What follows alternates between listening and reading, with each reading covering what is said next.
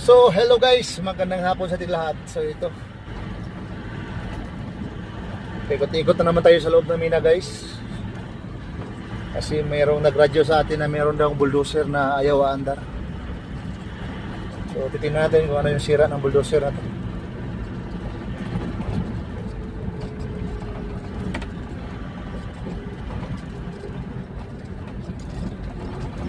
So, yung bulldozer na to ay Caterpillar D6R electronic engine yun guys. Ito guys, electronic engine. So tingnan natin kung ano yung problema. I am the man who will fight. So ito guys, radyo? Ligar, eksperimentar. Arangkar? Arangka. Espera. Dormir. Dormir. Agora, operador, dormir. Eh. Vamos dar outra volta. Ya.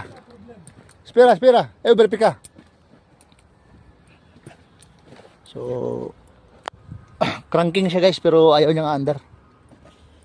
So ito yung ating titingnan kung ano yung problema nito. Experimenta, arangkar.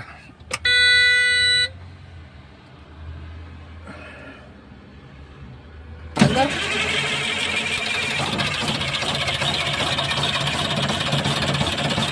Hop. Disiligar pa eh. So cranking siya guys pero hindi siya nag-start. So isa sa una titingnan natin yung fuel. Yes. Guys, oh.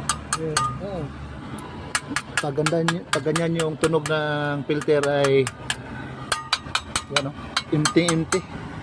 So ganyan, parang walang diesel yan guys, oh.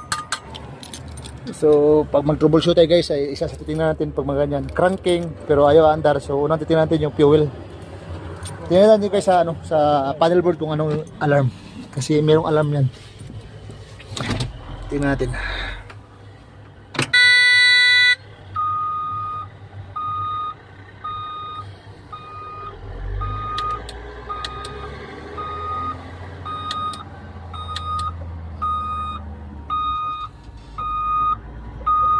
Pai, por favor arrancar pai. Barangkan. So